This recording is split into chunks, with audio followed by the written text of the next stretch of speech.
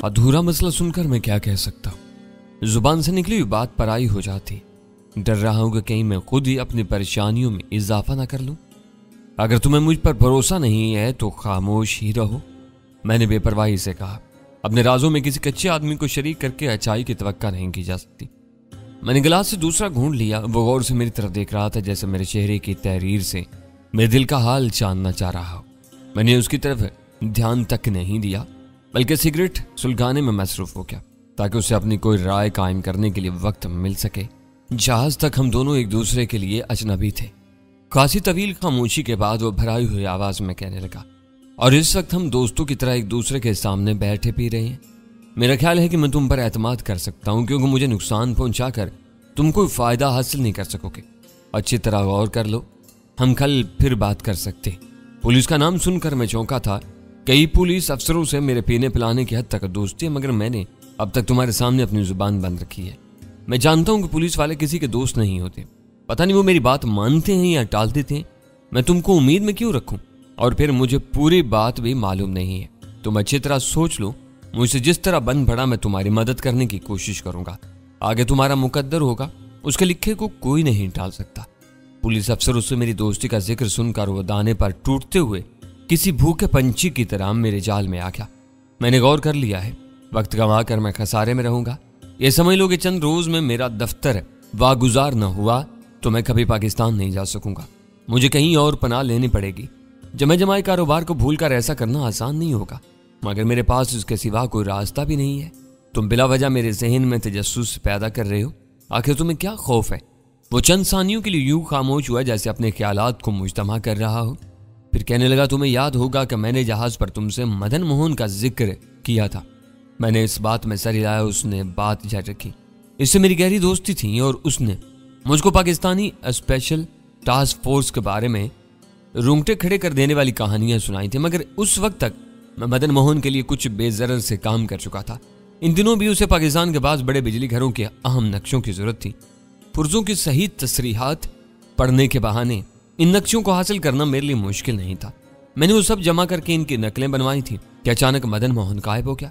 वो बात अधूरी छोड़कर सांस लेने के लिए रुका तो मैंने पूछा, क्या इस फहरिस्त में कराची का एटमी बिजली घर भी शामिल था? मेरे सवाल पर वो कदरे हरासा नजर आता। हाँ, उसने थूक निकलकर बेबसी से एतराफ किया। भारत वाले अपने मुल्क में पूरे बिजली घर बनाने के लिए वो नक्शे हासिल करना चाहते हैं। इन बड़ी मशीनों की तैयारी पर अजारादारी रखने वाले इस भारतीय मंसूबे से नाराज हैं। मदन मोहन ने अपनी परेशानी का जिक्र किया तो मैंने नक्शों की फराहमी अपने जिम्मा ले ली। मगर इन सब बातों का तुम्हारे मैनेजर की चोरियों से क्या ताल्लुक है? मैंने सवाल किया। मैं इसी तरफ आ रहा हूं। जब तक मदन मोहन सामने था मुझे किसी बात की परवाह नहीं थी। उसके गायब होने पर मैं खौफसदा हो गया हूं। मेरे ज़हन में बार बार STF का नाम आने लगा। अगर इन लोगों ने मदन मोहन पर हाथ डाला था तो किसी वक्त मेरी बारी भी आ सकती थी। दोस्ती में किए हुए कामों पर आसानी से गद्दारी का लेबल लगाया जा सकता था। मैंने मदन मोहन की वापसी की उम्मीद में खुफिया नक्शों और कागजों की नकलें अपने दफ्तर की तिजोरी में रखती और मदन मोहन का अंजाम सामने आने तक पाकिस्तान से निकल जाने का फैसला कर लिया। तुम खुद समझ सकते हो कि मेरे दफ्तर से वो कागजात किसी एजेंसी के हाथ लग गए तो मेरा क्या अंजाम होगा। छोटी मोटी चोरियों की शिकायत पर की जाने वाली कार्रवाई एक बड़े स्कैंडल में बदल जाएगी। तुम्हारा खौफ बजा है, मगर तुमने ऐसे काम किए ही क्यों थे? मैंने हमदर्दी से पूछा। दोस्ती के लिए आदमी क्या कुछ नहीं कर गुजरता। इस वक्त कोई खतरा मेरे वहमो गुमान में भी नहीं था। ये सब खतरा तो मदन मोहन के गायब होने के बाद सूझे। क्या तुम्हें कभी ये ख्याल नहीं आया कि मदन मोहन कीमती शराब और खूबसूरत लड़कियों के जरिए काम के आदमियों से गहरी दोस्तियां करके कोई बड़ा मकसद हासिल करने की कोशिश कर रहे हैं? खुदा के पनाह। खैर से उसकी आंखें फैल गईं। इस लम्हे तक मैंने ये नहीं सोचा था। तुम्हारे कहने से ख्याल आ रहा है कि शायद कुछ ऐसा ही चक्कर था। मेरी अकल पर पर्दा पड़ गया था। ये तो बिल्कुल सामने की बात थी। वो शराब और औरत के बदले खुफिया मालूमात समेट रहा था। ये मत कहो कि तुम इस इम्कान से बेखबर थे।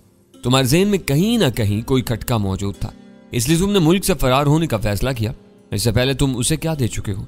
अपने सदमे और गुस्से को छुपाते हुए मैं अपने लबो लहजे को हमदर्दाना रखने की पूरी कोशिश कर रहा था। मेरा माजी मत खुरे दो, जो होना था वो हो चुका। अब तो मुझे दफ्तर में मौजूद कागजात की फिक्र है। वो गलत हाथों में चले गए तो मैं तबाह बर्बाद हो जाऊंगा। इनके लिए कुछ कर सकते हो तो करो। तुम्हें यकीन है कि तुम्हारे दफ्तर को इन कागजात के लिए सील नहीं किया गया? हर जगह सिर्फ मसरूका आलात का जिक्र है। मैंने ये सवाल हर तरह से किया था। मेरे मैनेजर को इन चोरियों के जुर्म में गिरफ्तार कर चुकी है पुलिस। कागजात हाथ में आने का यकीन हो तो मैं वापस जा सकता हूँ, मुझसे भी तफ्तीश होगी, मैं बयान देकर बरी हो जाऊंगा। इन मामलात में मैंने मैनेजर को खुद मुख्तारी दी हुई थी। उसने मेरे एतमाद को बुरी तरह मजरूर किया और मेरी फर्म की साख तबाह कर दी। फिर भी वो तुम्हारी आदात पर अमल करता होगा। तुम खुद को इतना अलग थलग कैसे रख सकते हो? वो मेरा मुलाजिम है, मेरी मर्जी से काम करता है, लेकिन कागजों में हर जगह उसी के दस्तखत मिलेंगे। मैं तो तुमको वो बातें बता रहा हूँ जो पुलिस की नजरों में मुझे बेकसूर साबित कर सकेंगी। अपनी गर्दन फंसती देखकर मैनेजर इन कागजात का राज फाश नहीं करेगा? मैंने पूछा। इसे इनकी हवा भी नहीं लगी। मेरी और मदन की दोस्ती से वो लाइल्म है। ये सब मेरी निजी जिंदगी के राज है जो मेरी जात तक महदूद है। अगर तुम इस बारे में इतने पुरयकीन हो तो मैं कोशिश किए लेता हूँ। चोरी चकारी के मुकदमों में पुलिस वाले 1000 करतब दिखा सकते हैं। गद्दारी जैसे इल्जामात हों तो हर एक दामन बचाने की कोशिश करेगा।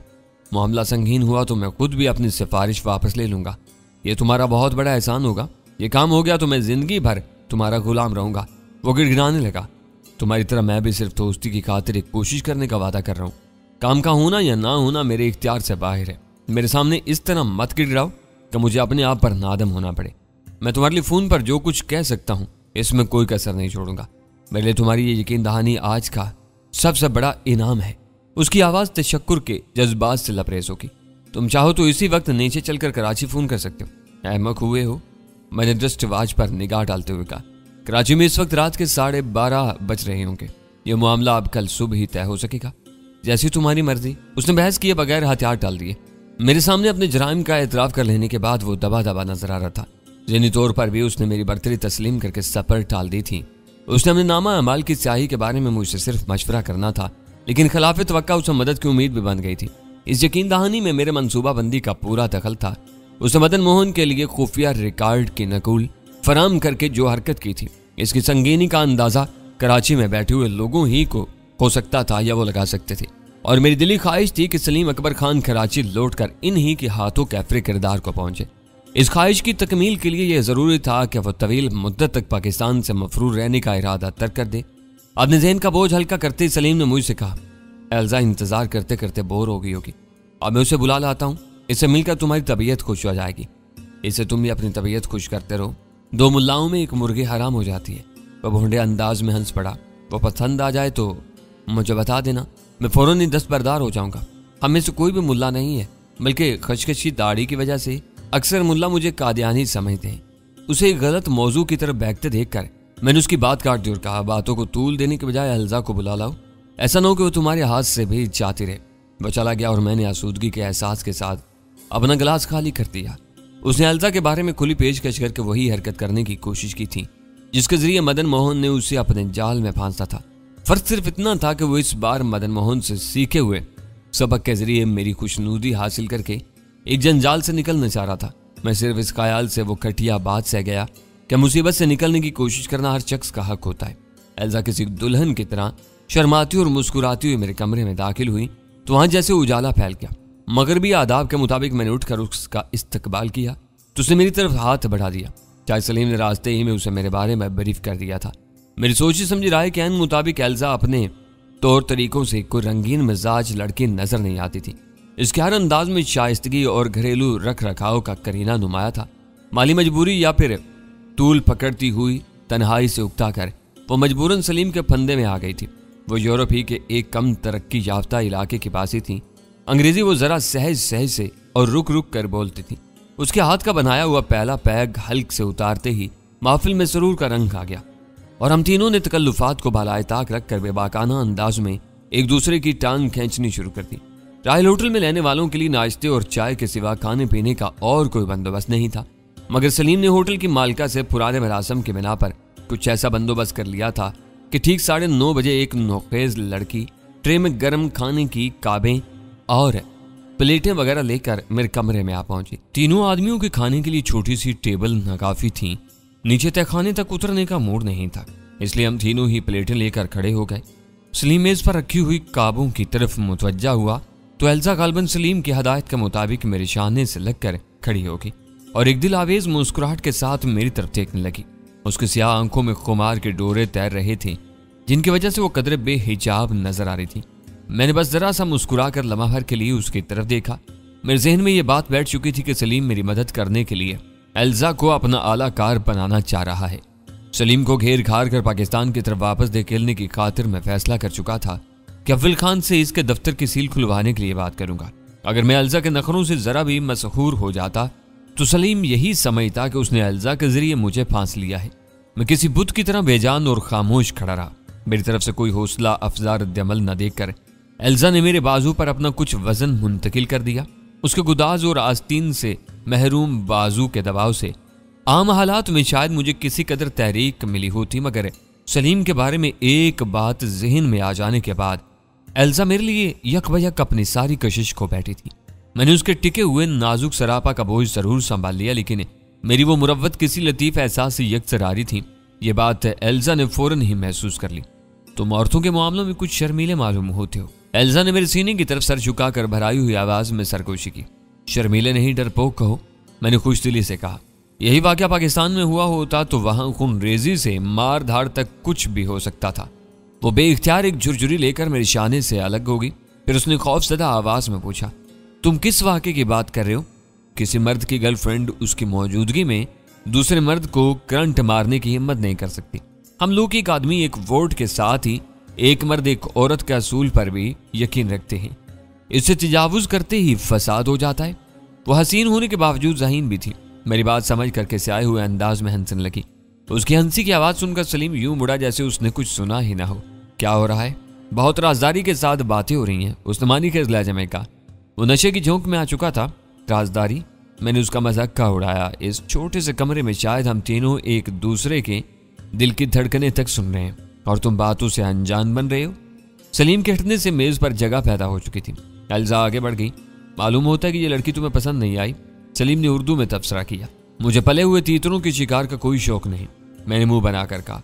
शिकार का मजा उसी वक्त आता है जब सामने जंगली तीतर हो। तुम्हारी ये लड़की तुम ही को मुबारक हो। तुम मुश्किल कामों के आदी मालूम होते हो। वो बकिया साथियों की शिरकत का इंतजार किए बगैर खाने का आगाज करके बोला, ये अपने बस की बात नहीं है। मदन ने तुम्हारी इस कमजोरी का अंदाजा लगा लिया था। वो पले हुए तीतर डालकर तुम्हें शिकार खिलाता और अपना उल्लू सीधा करता रहा। तुम खुद को शिकारी समझकर खुश होते रहे। मैंने उसके बहके हुए जहन पर हल्का सा चिरका लगाया। तुम जरा भी मुश्किल पसंद होते तो आज परेशान न होते। मेरे जख्मों को कुरेद कर नशा खराब मत करो। वो मेरे मुंह चलाते हुए बुड़बुड़ाया, खाना खाओ, मगर तुम्हारी प्लेट अब तक खाली क्यों है? बारी आएगी तो कुछ लूंगा ना। जरा एल्जा को हटने दो। मैंने उसे याद दिलाया। माई डर्टी डार्लिंग एल्जा। सलीम ने अपने कदमों पर कदरे डगमगाते हुए आंख लगाई।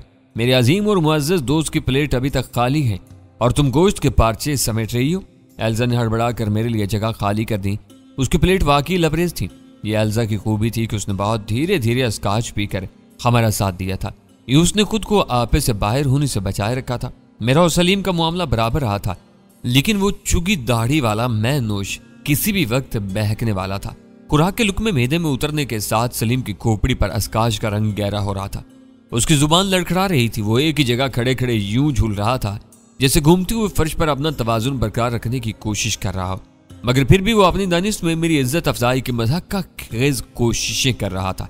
ये बात उसके लाशौर में बैठ चुकी थी कि इस वक्त मैं उसके चक्रों में आकर उसके मसले के हल की कोई सूरत निकाल सकता हूँ।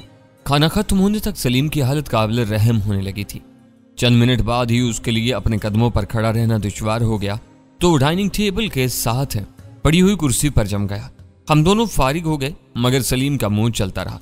वो अपनी प्लेट से यूं टटोल कर लुकमे ले रहा था जैसे उसे साफ नजर आ रहा हो। जब उसने अपनी प्लेट छोड़कर एल्जा की प्लेट में से उठाकर उसकी झूठी हड्डियां भी चूसनी शुरू कर दी तो एल्जा न रह सकी। शर्मिंदगी से उसका चेहरा गुलनार हुआ जा रहा था। बस तुम बहुत सेर होकर खा पी चुके, एल्जा ने सख्ती से कहा। क्या मेज कुर्सी भी खाओगे? सलीम हंसने के बजाय बस हिनना कर रह गया। एल्जा नैपकिन से उसके हाथ वगैरह साफ करने लगी। आज की शाम बहुत खूबसूरत और पुरलुत्फ रही। एल्जा ने मुड़कर मुझसे कहा, अब तुमसे रोज मुलाकात होगी, इस वक्त मैं इजाजत चाहूंगी। चली जाओ तो बेहतर है, मैंने बेरहमाना हंसी के साथ कहा। देर की तो फिर सलीम को स्ट्रेचर ही पर यहां से ले जाना पड़ेगा। वैसे बुरी तरह चढ़ गई है। नहीं, वह हाथ फिजा में लहरा कर बोला, मुझे नहीं चढ़ी। अंग्रेजी में यह दावा करते ही वो उर्दू में गिड़गिड़ाया, असलम भाई तुम मेरे पक्के दोस्त, बड़े भाई बल्कि मेरे अब्बा हो। बस सुबह उठ जाना और सालों की ऐसी की तैसी करा देना। इनकी ये मजाल कि तुम्हारे छोटे भाई का दफ्तर सील करें, ये काम होना है। उसने लहक लहक कर जिस्म को बल देकर इल्फाज को खींच कर खासी दिक्कत से वो फिक्र अदा किए। उसकी सोच के मुताबिक उसका हर लफ्ज बरमहल और बामानी था। नशे की बिगड़ी हुई हालत में भी वो अपने असल मुसीबत को नहीं भूल सका था। वो दहशत उसके दिलो दिमाग की गहराइयों में उतर चुकी थी। सलीम के लिए खुद कुर्सी से उठना भी दुश्वार था। एल्जा ने उसका एक हाथ अपने कंधे पर ले जाकर खासी दिक्कत से उसे खड़ा किया और फिर बेबसी से मेरी तरफ देखने लगी। इस वक्त तक मैं मसहरी पर बैठा तमाशा देख रहा था।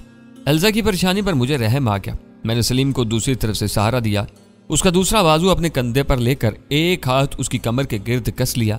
सलीम होले होले बुड़बुड़ा रहा था। उसके अल्फाज आपस में यूं कटमट थे कि कुछ समझ में नहीं आ रहा था। जो अपने कदमों पर उछलता कूदता मेरे कमरे में आया था, वापसी पर उसे अमलन उठा कर ले जाया जा रहा था। वो रास्ते भर बुड़बुड़ाता रहा, लेकिन असलम, कराची, दफ्तर और सील के सिवा कोई पांचवा लफ्ज मेरे पल्ले नहीं पड़ सका। नशे में होने की वजह से वो अपनी मादरी जुबान का सहारा लेने पर मजबूर था। वो अपने बसात से ज्यादा पी कर भी सबसे बड़ी परेशानी को नहीं भूल सका था। उसके दफ्तर पर होने वाली कार्रवाई मुसलसल उसके दिमाग पर कचोके लगा रही थी। इन दोनों का कमरा भी कमोबेश मेरे कमरे जैसा ही था।